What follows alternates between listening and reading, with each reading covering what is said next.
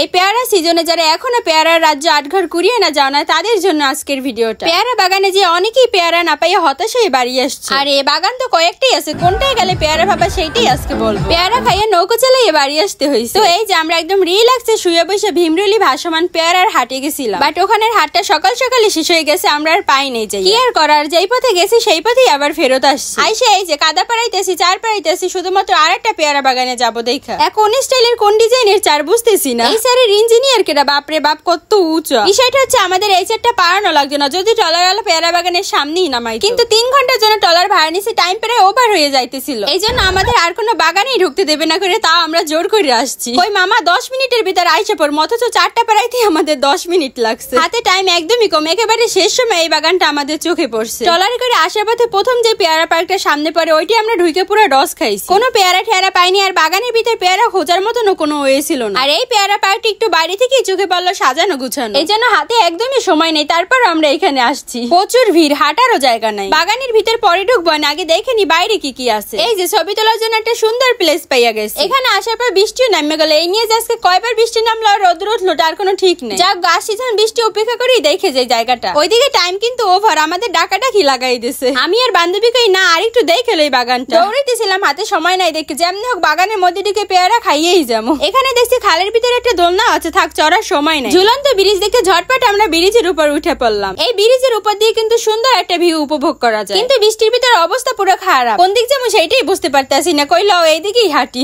একে তো বৃষ্টি পড়তেছে তার ভিতরে আবার ধুমধাম গান বাজতেছে, আমার তো হাঁটতেই ভয় লাগতেছে। অবস্থা পুরাই খারাপ, মানুষজন সব একলাগে উঠে পড়ছে। এইখানে আবার ব্রিজ ভাঙে গেছে, তা মেরামত করতে বসছে। দেখে তো আমার কলেজের পানি শুকাইয়া গেছে। এই জায়গাটা এসে একটু সেফ মনে হয়েছে, তাও লড়ে খালি বুঝিনি এই ডিউনটা কেমনে বানাইছে, খালি লড়ে চড়ে। আর বাগান কর্তৃপক্ষরা খেয়ালও রাখে না ব্রিজে সবাই একসাথে উঠে পড়ে কিনা। এখানে উঠে কি করবো খুঁজে পাই না, পরে একটু ঘুরিল।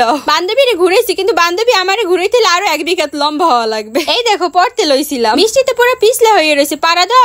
আমি কই এইখান দিয়ে নামি একদম বাগানের ভিতর দিয়ে বের হয়ে যাবো। আপুরে কই তুমি ব্রিজের উপর দিয়ে যাও, আর আমরা বাগানের ভিতর দিয়ে পেয়ারা খুঁজে নিয়ে আইতাছি। ওমা পাকনামি করে কোন জায়গায় এসে পড়ছি আমি। বান্ধবীরে কই দৌড় দাও শিগগির। হঠাৎ ভয় পেয়ে গেছি, খাইয়ে না খাইয়ে দিছি এক দৌড়। একটুর জন্য রাস্তা দিয়ে বেড়ের ভিতর পড়ি নেই। বুঝলাম না পেয়ারা বাগানের ভিতর দেখলাম কত মানুষ ঢোকে, তারা কই গেল। এই জায়গাটা একদম খালি, যাক আশেপাশে পেয়ারা আসেনি তা আগে দেখে লই। হঠাৎ এই আবার দুইজন কোত্থেকে বের হইলো, বৃষ্টির জন্য মনে হয় এইখানে ঢুকছিল। যাক গো পেয়ারা খুঁজে লই আগে। তবে এই বাগানটার একটা জিনিস ভালো লাগছে যে বাগানের ভিতর হাঁটার জন্য রাস্তা করে দিয়েছে। প্রথম যেই বাগানে ঢুকছিলাম ওই বাগানে কিন্তু এমন ছিল না। এই রাস্তার জন্য কিন্তু পেয়ারা পাড়তে সুবিধা হয়। পেয়ারা চোখে পড়তে আমি ঝটপট পাড়ে নিয়েছিলাম কেউ পাড়ার আগে। এই যে আমি পাইয়ে গেছি 5টা পেয়ারা। এই বাগানে দেখলাম ভালোই পেয়ারা আছে, আসলে একদম খালি হাতে যাওয়া লাগবে না। ওমা এই চারপাড়াই আবার ওপর কেমনে যাম। পেয়ারা কয়টা পাই এখানে ঢোকা 30 টাকা উসল করছি, খুঁজলে আরো পাইতাম কিন্তু যে সময় ছিল না। এই 4টা পাড়াইয়ে তো আইছি, কিন্তু যে 4 পাড়াই আবার ওপর যাওয়ার সাহস আর হইল না। এক নৌকলারকে আমাদের টলারের কাছে একটু দিয়ান প্লিজ। লোকটা ভালো আছে, আমাদের উঠতে বলছে নৌকায়। আমিও এক সাইড দিয়ে একটু চালাই ওনার হেল্প করতেছিলাম, কিন্তু